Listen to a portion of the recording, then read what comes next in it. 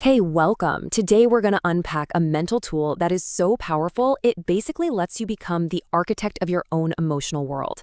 And the best part? This isn't just some feel-good idea. It's all grounded in real hard science. So let's just start with this idea right here, because it's pretty provocative. The story you tell yourself changes your biochemistry. This isn't just a nice thought or some self-help platitude. It's a scientific reality.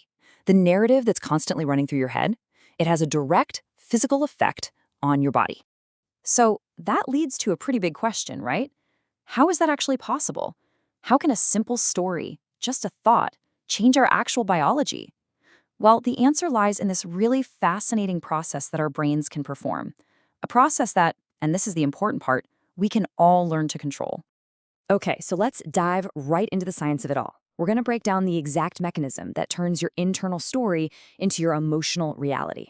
The official scientific term for this is cognitive reappraisal. Now, what's happening on a neurological level is actually pretty cool. You have your prefrontal cortex. That's the logical thinking part of your brain, and it's actively calming down your amygdala, which is basically the brain's emotional alarm center. You can think of it like the brain's CEO stepping in to manage an overreactive employee. And the best part about all this? It is a skill. It's something you can learn and get better at. Now, here's a really crucial point. This is not about denial. It's not about pretending something bad didn't happen. It's about taking the exact same set of facts and just finding a more empowering lens to view them through. So it's an active process of reinterpreting, not suppressing. And this whole process really breaks down into two core techniques. First up is perspective taking, where you just get a new view on the situation. And second is narrative reframing, where you use that new perspective to rewrite the story. So let's take a look at each one. Okay, so let's get into the first technique. It all starts with a simple, but honestly a really profound mental shift. Perspective taking is, well, it's pretty much what it sounds like. It's the act of just stepping back to see a situation from a totally different angle.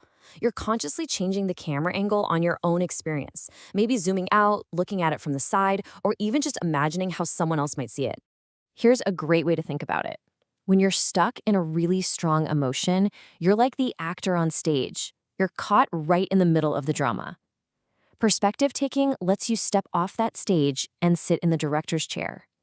And it's that mental distance that gives you the power to rewrite the script.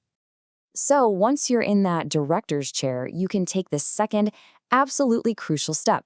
You can change the story itself. And this slide just illustrates the difference perfectly. That initial story, I failed the presentation, that's a brick wall, right? It's a dead end. But the reframed narrative, I discovered what to improve for my next presentation, that's a staircase. One story traps you, the other completely empowers you. Just think about that for a second. The external facts are identical. A presentation didn't go the way you planned. Nothing about the event itself actually changed. The only thing that changed was the story you told yourself about it, and that changes everything about how you feel and what you do next. So let's kind of bring this all together, because this isn't just some interesting psychological trick. This is a fundamental tool for navigating life with resilience, with intention. So the ultimate takeaway here is this. You are the architect of your emotional reality. By consciously choosing to take a new perspective and reframe your narrative, you are actively, literally, constructing your inner world moment by moment.